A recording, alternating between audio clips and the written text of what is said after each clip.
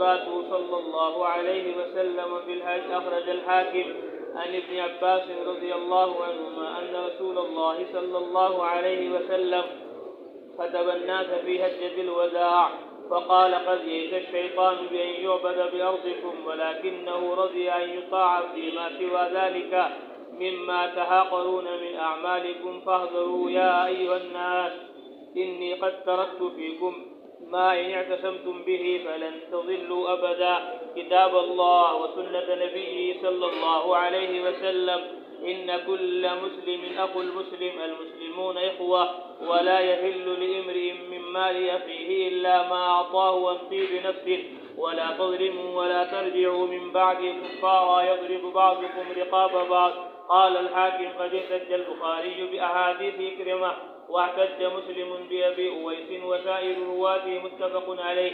وهذا الحديث لخطبة النبي صلى الله عليه وسلم متفق على إخراجه في الصحيح: يا أيها الناس، إني قد تركت فيكم ما لن تضلوا بعده إن اعتصمتم بكتاب الله، وأنتم مسؤولون عني فما أنتم قائلون. وذكر الاعتصام بالسنة في هذا الخطبة غريب ويحتاج إليها، انتهى. ووافقه الذهبي، وأخرج الطبراني وأبو بكر الخفاف في معجمه، وابن النجار عن ابن عباس رضي الله عنهما قال: خطبنا رسول الله صلى الله عليه وسلم في مسجد الخيف فحمد الله وذكره بما هو أهل، ثم قال: من كانت الآخرة همه جمع الله شمله وجعل غناه بين عينيه، وأتته الدنيا وهي راغمة، ومن كانت الدنيا همه فرق الله شمله وجعل فقره بين عينيه، ولم يأته من الدنيا إلا ما كتب له، كذا في الكنز.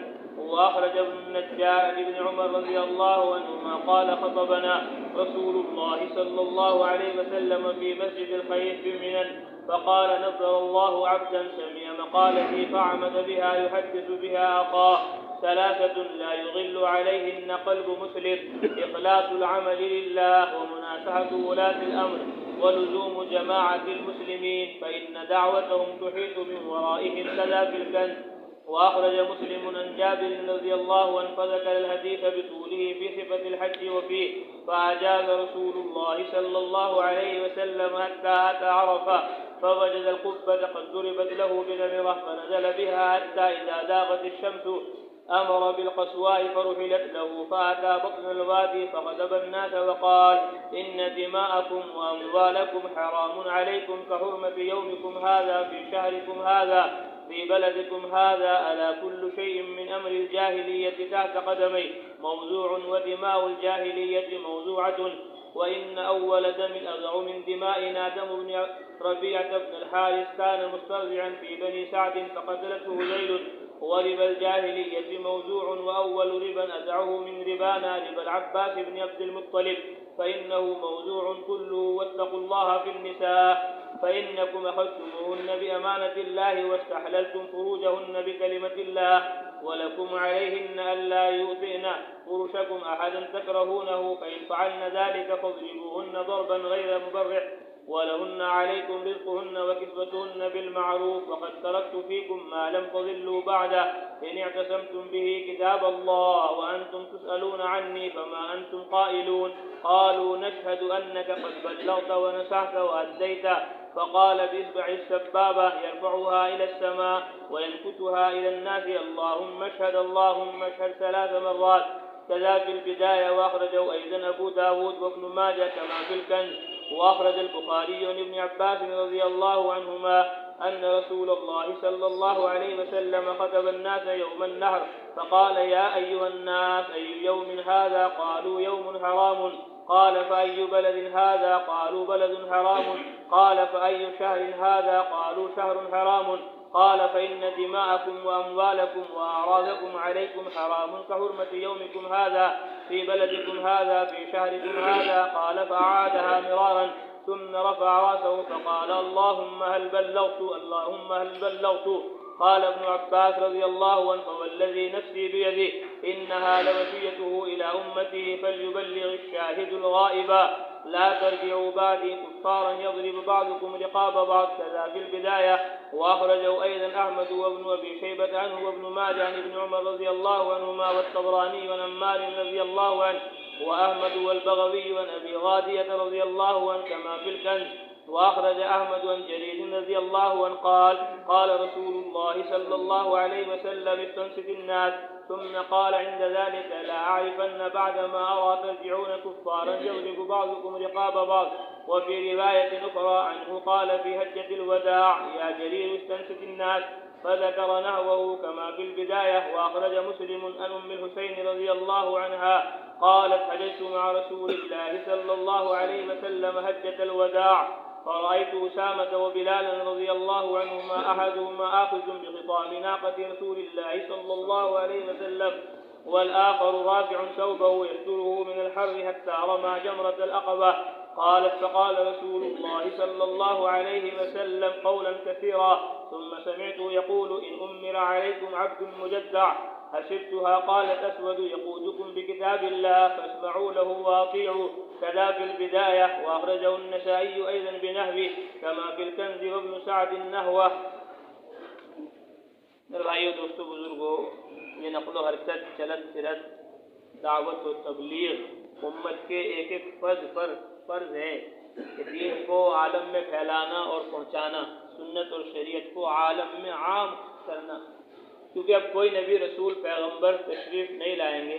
اب نبیوں رسولوں پیغمبروں کی طرح اس امت کو اللہ تعالیٰ نے تبلیغ کا، دعوت کا ذمہ دار بنایا، اور اللہ تبارک و تعالیٰ نے وہ الفاظ قرآن مقدس میں امت محمدیہ کے لیے سورہ حج میں بیان فرمائے، جو الفاظ اللہ تبارک و تعالیٰ نے نبیوں رسولوں پیغمبروں کے لیے قرآن مقدس کے اندر بیان فرمائے۔ اللہ نے فرمایا اجتباہ، ابراہیم کو ان کے رب نے چنا، منتخب کیا، فاجتباہ ربہ فجعلہ من الصالحین، یونس علیہ السلام کو ان کے رب نے منتخب کیا۔ تو جو لفظ یونس علیہ السلام کے لیے، ابراہیم علیہ السلام کے لیے ہے، وہ لفظ اللہ تبارک و تعالیٰ نے سورہ حج میں امت محمدیہ کے لیے بیان فرمایا۔ فرمایا هو اجتباکم، تمہیں اللہ تعالیٰ نے چنا ہے، منتخب کیا ہے کہ تم رسول اللہ صلی اللہ علیہ وسلم سے دین سنو، سمجھو، اور تمہارے سے لوگ سنیں گے اور سمجھیں گے۔ اس لیے تمام امت کے ایک ایک فرد کو سمجھانا اور بتلانا یہ ہماری ذمہ داری ہے، خاص طور پر حجاج جنہوں نے مکہ المکرمہ کا عزم کر لیا اور مدینہ منورہ پہنچنے کا ارادہ کر لیا، ان کو اتنی بات سمجھائی جائے کہ وہ اللہ کی محبت، اس کے نبی کی محبت میں وہاں پہنچیں۔ بیت اللہ میں جب اس کی حاضری ہو تو وہ اللہ کے یقین کے ساتھ ہو، اور رسول اللہ صلی اللہ علیہ وسلم کی سنتوں میں 100% کامیابی ہے، اس یقین کے ساتھ ان کی حاضری وہاں ہو رہی ہو، اور جب وہاں سے ان کی واپسی ہو رہی ہو تو وہ اس فکر کو لے کر آئیں جس فکر کو رسول اللہ صلی اللہ علیہ وسلم نے حج میں امت کے سامنے پیش کیا۔ اللہ کے رسول صلی اللہ علیہ وسلم نے سب سے بڑی عالمی ذمہ داری سب سے بڑے مجمع کو حج میں دی۔ فرمایا فَلْيُبَلِّغِ الشَّاهِدُ مِنْكُمُ الْغَائِبُ، جو یہاں حاضر ہیں میرے ساتھ حج میں، ان کی ذمہ داری یہ ہے کہ وہ دوسرے لوگ جو یہاں نہیں ہیں ان تک یہ پیغام پہنچا دیں، جو پیغام میں نے تمہیں دین کا، اسلام کا پہنچایا ہے۔ تو وہ مکہ دیکھ کر آ گئے، مدینہ دیکھ کر آ گئے، اب جو کام مکہ میں ہوا، مدینہ میں ہوا، وہ کام انہیں سارے عالم میں اللہ کے عوامی اس کے احکام کو حضرت محمد صلی اللہ علیہ وسلم اور صحابہ کی طرح زندہ کرنا ہے۔ جانے سے پہلے بھی حجاج کا وقت اللہ کے راستے میں لگے، اس کے لیے 5 تاریخ طے ہوئی، 5 مئی، کہ جو لوگ حج کو جا رہے ہیں اس سے پہلے ان کا وقت لگوایا جائے۔ اعلیٰ درجہ تو یہ تھا کہ ان کے 4 مہینے لگتے، چلہ لگتا، 4 مہینے نہیں لگے ان کے، چلہ نہیں لگا تو کم سے کم 10 دن ان کے لگ جائیں، کم سے کم 3 دن ان کے لگ جائیں وہاں حاضری سے پہلے اللہ اور اس کے رسول کی عظمت، محبت، اس کا یقین، اس کی معرفت کے ساتھ جب حج کو جائیں گے تو پھر حج کا مزہ دوبالا ہو جائے گا، نور علی نور ہو جائے گا۔ کہ آپ صلی اللہ علیہ وسلم نے ہر موقع پر امت کو سمجھایا. حج کے دوران بھی آپ صلی اللہ علیہ وسلم نے دعوت دی, تبلیغ کی, امت کو احکام سکھلائے. یہ نہیں کہ ابھی تو رمضان کا موقع ہے, روزے ہیں, ابھی تو تراویح کا موقع ہے, قرآن سنانا ہے, قرآن پڑھنا ہے, ابھی تبلیغ کا دعوت کا موقع نہیں, ابھی تو عبادت کا موقع ہے, ابھی تو حج پہ ہیں, حج میں کیا دعوت اور کیا تبلیغ نہیں. حج کے ساتھ بھی تبلیغ ہے, اور روزے کے ساتھ بھی تبلیغ ہے, اور نماز کے ساتھ بھی تبلیغ ہے, اور تلاوت کے ساتھ بھی تبلیغ ہے, اور ذکر کے ساتھ بھی تبلیغ ہے. دین کا ہر عمل اس کی تبلیغ ہمارے ذمہ ہے. دین کے ہر عمل کے ساتھ ہمیں تبلیغ کو, دعوت کو لگانا ہے. کوئی عمل جو رسول اللہ صلی اللہ علیہ وسلم نے کیا ایسا نہ رہے کہ جو امت کے ایک ایک فرد تک نہ پہنچ جائے. اس لیے حج کی بھی دعوت دینی ہے. یہ نہیں کہ بھئی 4 مہینے کی دعوت دو, چلے کی دعوت دو, 3 دن کی دعوت دو. حج کی دعوت کہ وہ دیں گے جو حج کر آ گئے حاجی, کہ نہیں, سارے مسلمانوں کو حج کی دعوت دینی ہے. سارے ایمان والوں کو روزے کی دعوت دینی ہے. سارے مسلمانوں کو پورے دین کی دعوت دینی ہے. تبلیغ میں تبلیغ کی دعوت نہیں بس کہ بھئی چلہ لگاؤ, 3 دن لگاؤ, گشت کرو, ملاقاتیں کرو, نہیں. حضرت مولانا الیاس صاحب اللہ تعالیٰ ان کی خبر کو نور سے منور فرمائے, فرماتے تھے احیاء جمیع ما جاء به النبی صلی اللہ علیہ وسلم.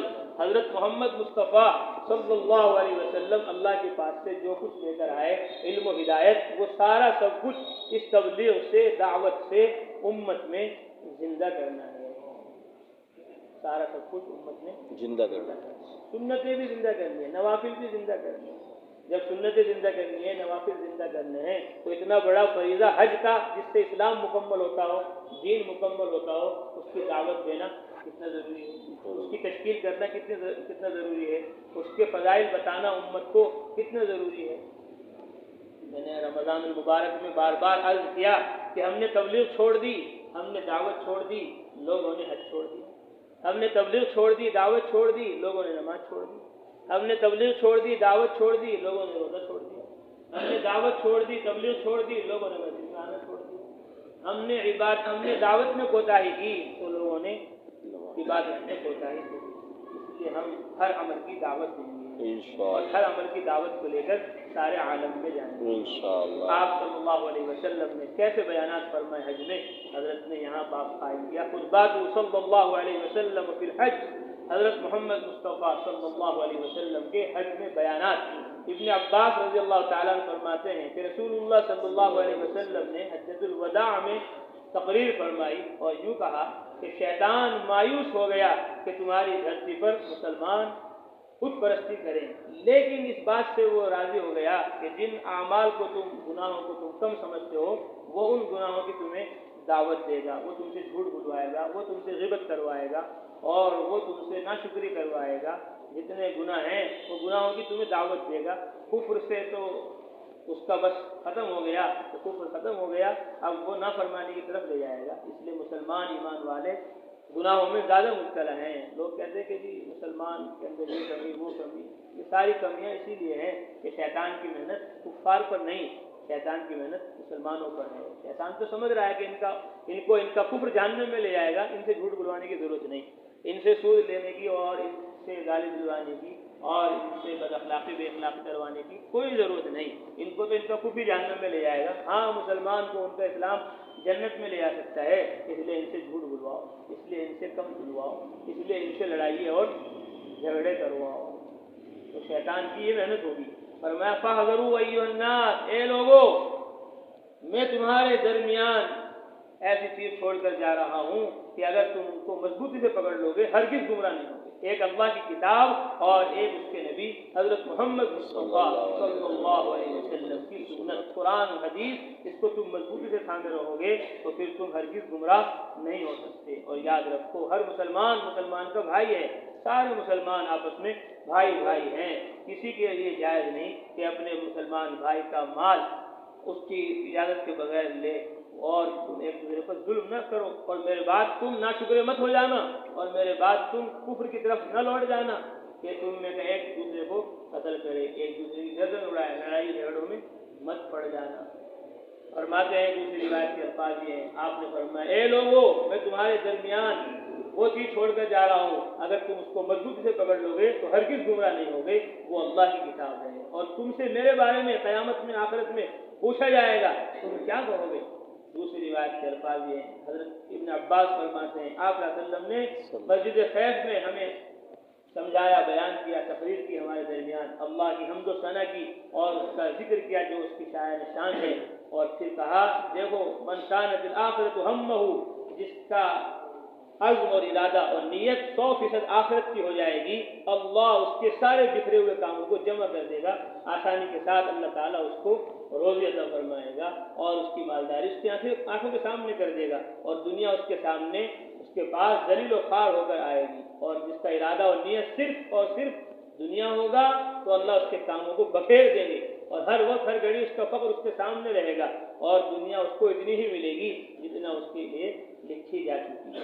ابن عمر رضی اللہ تعالیٰ عنہ فرماتے ہیں کہ آپ صلی اللہ علیہ وسلم نے مسجد خیف میں بیان فرمایا مینا کے اندر، اور یوں کہا نظر اللہ عبدا سمع مقالتی، اللہ سر سبز و شاداب رکھے، ہرا بھرا رکھے، خوش و خرم رکھے اس کو جو ہماری بات کو سنے، جو ہماری بات ہوتے ہوئے سوئے وہ نہیں، جو ہماری بات ہوتے ہوئے کیا کریں؟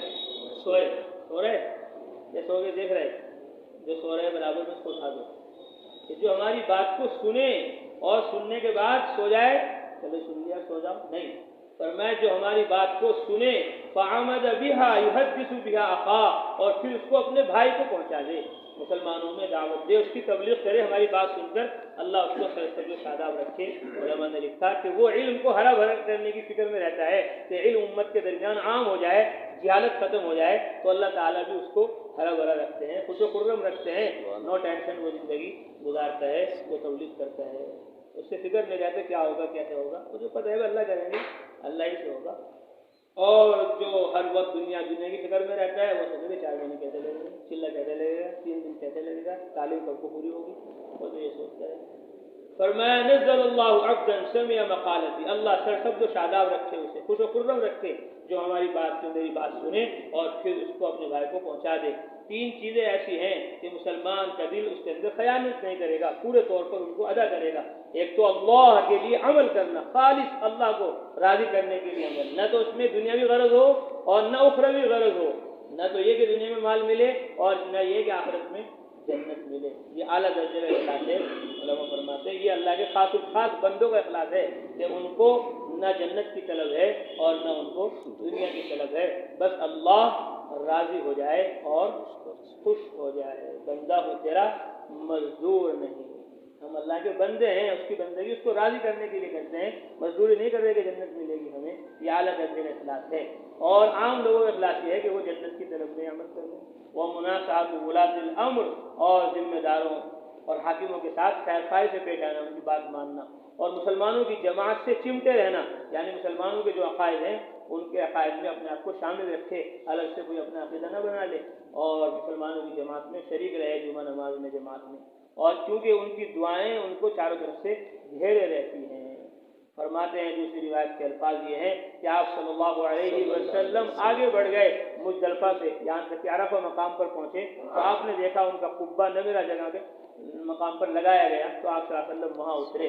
جب سورج ڈھلنے لگا تو آپ صلی اللہ علیہ وسلم نے حکم دیا قصوہ اونٹنی کو تیار کرنے کا، تو اس پر قیاوہ کسا گیا، آپ صلی اللہ علیہ وسلم وادی کے درمیان میں آ گئے، فخطب الناس، اور آپ صلی اللہ علیہ وسلم نے تقریر فرمائی اور فرمایا ان دماءکم واموالکم، تمہارا خون اور تمہارا مال تم پر ایسے ہی محترم ہے جیسا یہ تمہارا دل محترم ہے، جیسے تمہارا مہینہ محترم ہے، جیسے تمہارا شہر محترم ہے۔ سن لو کان کھول کر دھیان سے، سونے والے جاگ جاؤ، الا، اس کا ترجمہ یہ ہوتا ہے الا، خبردار، ہوشیار، جو سو رہا ہے وہ اٹھ جائے، جو سو نہیں رہا سونے والے کو جگا دے۔ الا کل شیء من امر الجاہلیہ تحت قدمی، سن لو کان کھول کر، جاہلیت کے جتنے کام تھے وہ سب میرے قدموں کے نیچے ہیں، سب ختم ہو گئے، اور جاہلیت کے جتنے خون تھے وہ سب ختم ہو گئے۔ سب سے پہلا خون جس کو ہم معاف کرتے ہیں وہ ہمارا خون ہے، جو ابن ربیعہ بن حارث کا خون ہے، جو ایک بچہ تھا بنی سعد کے یہاں دودھ پینے کے لیے اس کو رکھا ہوا تھا، اس کو حذیل نے قتل کر دیا تھا تو اس کا خون معاف ہے، اور جاہلیت کے سارے سود معاف ہیں۔ سب سے پہلا سود جس کو میں معاف کرتا ہوں وہ ہمارے سود میں سے عباس بن عبد المطلب کا سود ہے، وہ سارا کا سارا ختم ہے۔ واتقوا اللہ، اور سن لو کان کھول کر، واتقوا اللہ، اللہ سے ڈرو، فی النساء، عورتوں کے بارے میں، فإنکم اخذتموہن بامانۃ اللہ، کیونکہ تم نے ان کو اللہ کی امانت سے لیا ہے، واستحللتم فروجہن بکلمۃ اللہ، اور تم نے ان کے شرمگاہوں کو حلال کیا اپنے لیے اللہ کے کلمے سے، تم نے نکاح کیا، فانکحوا ما طاب لکم، اب وہ عورتیں تمہارے لیے حلال ہو گئی، اس لیے آپ ان کا خیال رکھو عورتوں کا، یعنی ان کو دباؤ، وَلَكُمْ عَلَيْهِنَّ أَلَّا يُطِئْنَ فُرُوجَكُمْ، اور تمہارا ان عورتوں پر حق یہ ہے کہ وہ تمہارے گھر میں کسی ایسے آدمی کو آنے نہ دے جس کا آنا تمہیں ناپسند ہو، کیونکہ عرب لوگ باتیں کرتے تھے عورتوں سے، تو اس لیے منع کر دیا ہے کوئی بات نہ کرے کسی اجنبی عورت سے، کوئی کام ہے تو پردے سے کوئی بات کر سکتا ہے، یہ نہیں کہ ایسی باتیں بنانے کے لیے پہنچ گیا۔ فرمایا اگر ایسا کرے کوئی عورت، فَاضْرِبُوهُنَّ، اس کو مارو، اور ایسا مت مارو کہ اس کی ہڈی ٹوٹ جائے اور گوشت بگڑ جائے، ہلکی پھلکی مار، وَلَهُنَّ عَلَيْكُمْ رِزْقُهُنَّ، اور تمہارے ذمے ان کی روزی ہے اور ان کے کپڑے ہیں دستور کے مطابق، اور تمہارے درمیان میں وہ چیز چھوڑ کر جا رہا ہوں، اگر تم اس کو مضبوطی سے پکڑ لو گے تو تم گمراہ ہرگز نہیں ہوگے، وہ اللہ کی کتاب ہے، وہ اللہ کا قرآن ہے، اور فرمایا تم سے میرے بارے میں پوچھا جائے گا، فما انتم قائلون، تم کیا کہو گے؟ سب نے کہا نشہد انک قد بلغت ونصحت وادیت، اللہ کے رسول ہم گواہی دیتے ہیں آپ نے تبلیغ کر دی، آپ نے پوری خیر خواہی کی اور آپ نے امانت کا حق ادا کر دیا۔ تو آپ صلی اللہ علیہ وسلم نے اپنی شہادت والی انگلی آسمان کی طرف اٹھائی، وَيَنْكُتُهَا إِلَى النَّاسِ، اور پھر لوگوں کی طرف اس کو متوجہ کیا، انگلی کو کہا اللہم اشہد اللہم اشہد، 3 دفعہ فرمایا اللہ آپ گواہ رہنا، اے اللہ آپ گواہ رہنا، میں نے تبلیغ کر دی اور یہ سارے لوگ گواہی دے رہے ہیں، آپ گواہ رہنا، یہ پورا مجمع گواہی دے رہا ہے۔ جماعت آئی، یہی بیان ہوا شیخ کا عرب کا، میں نے ترجمہ کیا، انہوں نے بہت پیاری بات کہی کہ بھائی ہم تو ایسے ہی ہیں، سوتے سوتے سنتے ہیں بیان اور تقریر تعلیم، ہمیں کچھ سمجھ میں نہیں آتا۔ صحابہ سمجھدار تھے، صحابہ نے یہ نہیں کہا کہ اللہ کے نبی نے ہمیں گواہ بنا کر پیش کر دیا کہ جی دیکھو یہ میری امت گواہی دے رہی ہے کہ آپ نے تبلیغ کر دی، نہیں، صحابہ سمجھ گئے کہ رسول اللہ صلی اللہ علیہ وسلم نے ہمیں پیش کیا اللہ کے سامنے کہ دیکھو یہ میری امت گواہ بن رہی ہے میری تبلیغ کی، اب اللہ کے نبی ہمیں کہہ رہے ہیں تم تبلیغ کرو، تم دعوت دو، اب ہمیں گواہ بنا کر امت کو پیش کرنا ہے اللہ کے سامنے، جس طرح رسول اللہ نے ہمیں کہا کہ جی ہم نے پیغام پہنچا دیا، ہم کہہ رہے ہیں آپ کی گواہی دے رہے ہیں ہم، اسی طرح ہماری تبلیغ کی گواہی اب ہندوستان والے دیں کہ ہاں طائف سے لوگ یہاں آئے تھے، ہاں 12 لوگ عمر رضی اللہ تعالیٰ کے زمانے میں یہاں آئے تھے، اور 25 صحابہ ہندوستان آئے تھے اور انہوں نے یہ دعوت دی اور تبلیغ کی، تو یہ ہندوستان والے گواہی دیں ان کی کہ ہاں جی ہم نے تو خوب بیانات کیے وہاں ہندوستان میں، گنگوں میں اور عرب میں ملکوں میں، تو 25 صحابہ ہندوستان آئے، انہوں نے تبلیغ کی، تو ہم گواہی دیں گے صحابہ کے یہاں آنے کی، جس طرح رسول اللہ صلی اللہ علیہ وسلم کی تبلیغ کی کس نے گواہی دی؟ ارے کس نے گواہی دی؟ صحابہ نے گواہی دی کہ ہاں جی آپ نے تبلیغ کی، اب ہم صحابہ کی تبلیغ کی گواہی دیں گے کہ یہ ہم نے بیان میں بار بار سنا تھا کہ 25 صحابہ ہندوستان آئے، تب یہاں ایمان آیا، تب یہاں رمضان آیا، تب یہاں قرآن آیا، تب یہاں حدیث آئی، تو ہم صحابہ کے گواہ ہیں اور صحابہ رسول اللہ کے گواہ تھے۔ فرماتے ہیں ابن عباس رضی اللہ تعالیٰ عنہ کہ رسول اللہ صلی اللہ علیہ وسلم نے یوم النحر بقرعید کے دن تقریر فرمائی اور فرمایا اے لوگوں کون سا دن ہے یہ؟ لوگوں نے کہا حضرت محترم دن ہے۔ فرمایا کون سا شہر ہے؟ فرمایا حضرت بلد حرام، حضرت بہت عمدہ محترم شہر ہے۔ فرمایا فای شہر ھذا، کون سا مہینہ ہے یہ؟ حضرت بہت محترم مہینہ ہے۔ فرمایا دیکھو جس طرح یہ مہینہ اور دن اور یہ شہر محترم ہیں، ایسے تمہارا خون، تمہارا مال، تمہاری عزتیں تم پر ایک دوسرے کے لیے محترم ہیں، جیسا یہ دن تمہارا محترم ہے، جیسا یہ شہر محترم ہے، جیسا یہ مہینہ محترم ہے۔ آپ نے فعادہا مرارن، کئی بار اس بات کو آقا صلی اللہ علیہ وسلم نے دہرایا اور پھر آقا صلی اللہ علیہ وسلم نے سر اٹھایا اور کہا اللہم حل بلغت، اے اللہ میں نے تبلیغ کر دی، اللہم حل بلغت، میں نے تبلیغ کر دی۔ ابن عباس فرماتے ہیں فوالذی نفسی بیدی، اس ذات کی قسم جس کے قبضے میں ابن عباس کی جان ہے، لوصیتہ الی امتی، یہ حضرت محمد صلی اللہ علیہ وسلم کی وصیت تھی اپنی امت کو، فلیبلغ الشاہد الغائب، کہ تم حاضر لوگ غائب کو یہ پیغام پہنچا دیں۔ اس طرح باپ وصیت کر کے جاتے ہیں اپنی اولاد کو، یہ زمین ہے، یہ جائیداد ہے اور یہ مال ہے، ایسے رسول اللہ علم و ایمان کا وارث بنا کر وصیت کر کے ہمیں دے گئے کہ اب تمہیں تبلیغ کرنی ہے، میں تو کر چکا، میرے بعد تم ناشکرے مت بن جانا، ایک دوسرے کی گردن اڑانے لگ جاؤ۔ اور فرمایا دوسری روایت کے الفاظ یہ ہیں، جریر فرماتے ہیں آپ صلی اللہ علیہ وسلم نے فرمایا لوگوں کو خاموش کرو. لوگ بول رہے تھے، بات چیت کر رہے تھے، خاموش کر دو. اس لیے علماء نے لکھا کہ اس طرح رسول اللہ صلی اللہ علیہ وسلم کے سامنے کسی کو بولنے کی اجازت نہیں تھی. سب خاموشی کے ساتھ رسول اللہ کی بات سنیں، سو کر نہیں، ادھر ادھر دیکھ کے نہیں، ادھر ادھر دیکھ کے نہیں، ادھر ادھر باتیں نہیں، ادھر ادھر ہنسی مذاق نہیں. ادھر جس طرح رسول اللہ صلی اللہ علیہ وسلم کی مجلس کا ادب اور اس کا احترام تھا، ایسے ہی علماء کی مجلس اور ان کا ادب اور احترام لازم ہے. کیوں؟ لأن العلماء ورثۃ الانبیاء، اس لیے کہ وہ نبیوں، رسولوں، پیغمبروں کے وارث ہیں. ویجب الانصات عند قراءۃ حدیث رسول اللہ صلی اللہ علیہ وسلم، رسول اللہ صلی اللہ علیہ وسلم کی حدیث کے پڑھے جانے کے وقت خاموش رہنا واجب ہے. فرمایا استنصت الناس، لوگوں خاموش کرو. اور پھر آپ نے فرمایا ابھی تو میں تمہارے اندر خیر دیکھ رہا ہوں، میرے بات تم کافر نہ بن جانا، ناشکر مت بن جانا، ایک دوسرے گھر میں اڑانے لگ جاؤ. فرمایا جریر، لوگوں کو خاموش کرو. دوسری روایت کے الفاظ یہ ہے، ام حسین رضی اللہ تعالیٰ عنہ فرماتی ہیں، میں نے حضرت محمد مصطفیٰ صلی اللہ علیہ وسلم کے ساتھ حجۃ الوداع میں حج کیا تو آپ صلی اللہ علیہ وسلم جب حج میں تھے تو میں نے دیکھا اسامہ اور بلال رضی اللہ تعالیٰ عنہ کو کہ ان میں سے ایک نے تو آپ صلی اللہ علیہ وسلم کی اونٹنی کی لگام پکڑی ہوئی تھی اور دوسرے نے اپنا کپڑا اٹھایا ہوا تھا آپ صلی اللہ علیہ وسلم کے اوپر تاکہ آپ کو گرمی سے بچائے، دھوپ سے بچائے. یہاں تک کہ آپ صلی اللہ علیہ وسلم نے بڑے شیطان کی تنگیر ماری. فرماتی ہیں پھر رسول اللہ صلی اللہ علیہ وسلم نے فوراً کثیرن، بہت لمبی تعلیم کی، بہت لمبی کیا کی؟ تعلیم کی، بہت لمبا بیان کیا، بہت لمبی تقریر کی. یہ نہیں کہ میں چھوٹی سی تقریر کرو، چھوٹی سی تعلیم کرو، چھوٹی سی بھی کرو اور بڑی سی بھی کرو. قرآن میں سورہ بقرہ بھی ہے اور کیا بھی ہے؟ سورہ والعصر بھی ہے. اگر دیکھ لو سارے سو رہے تو والعصر کر دو، اور دیکھ لو سارے جاگ رہے تو سورہ بقرہ کر دو. اب کچھ سو رہے کچھ چلو کیا کر دو، دوبارہ کر دو. ثم سمعت یقول، پھر میں نے سنا آپ صلی اللہ علیہ وسلم فرما رہے تھے، ان امر علیکم عبد مجدع، کھاتے ہوئے کوئی نہیں سوتا، پیتے ہوئے کوئی نہیں سوتا، بس تعلیم میں سوتے ہیں. ماشاء اللہ. فرماتے ہیں ان امر علیکم عبد مجدع، اگر تمہارے اوپر ناک کٹے ہوئے اور کان کٹے ہوئے حبشی کالے آدمی کو بھی امیر بنا لیا جائے، یقودکم بکتاب اللہ، جو تمہیں اللہ کی کتاب کے مطابق چلائے، فاسمعوا له واطیعوا، اس کی بات سنو اور مانو. اللہ تعالیٰ سب کو حج میں، حاجیوں میں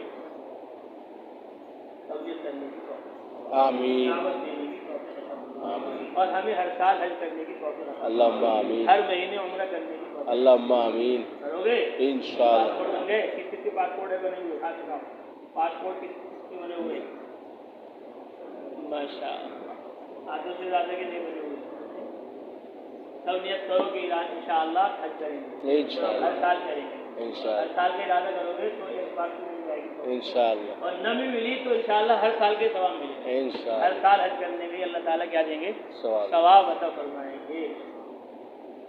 وإلهكم إله واحد لا إله إلا هو الرحمن الرحيم. سبحان ربي العلي الأعلى الوهاب.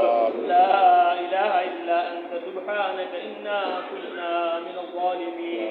اللهم صل على محمد وعلى آل محمد كما صليت على إبراهيم وعلى آل إبراهيم إنك حميد مجيد.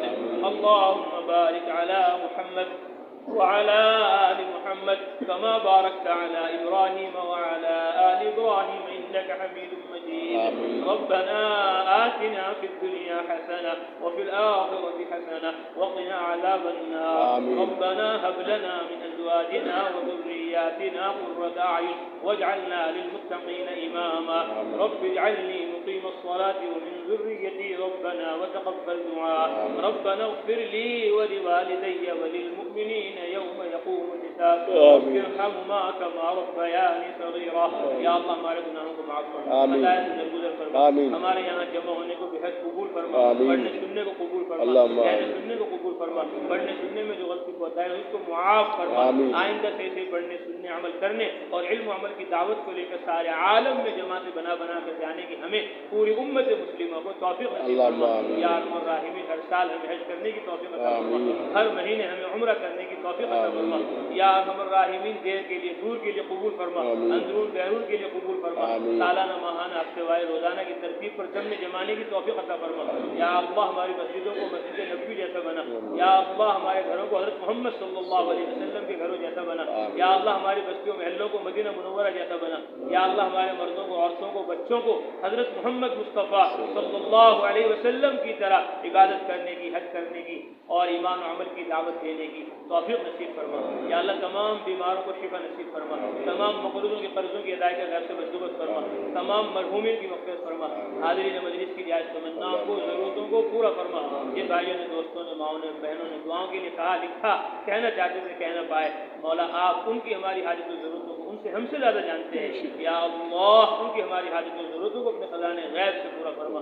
یا ارحم الراحمین جہنم کا ڈر خوف ہمارے دلوں میں پیدا فرما، ہمیں پوری امت مسلمہ کو جہنم سے نجات نصیب فرما، جنت الفردوس کا ذوق و شوق ہمارے دلوں میں پیدا فرما، ہمیں پوری امت مسلمہ کو جنت الفردوس میں داخل فرما۔ مولا ہم نے جو مانگا وہ بھی عطا فرما، جو مانگنے سے رہ گیا وہ بھی عطا فرما۔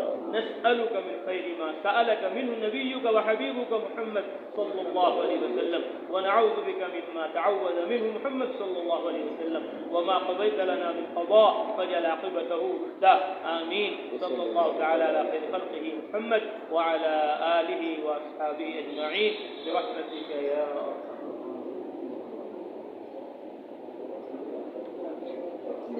تمام ساتھی اپنے حلقوں میں بیٹھ جائیں بھائی۔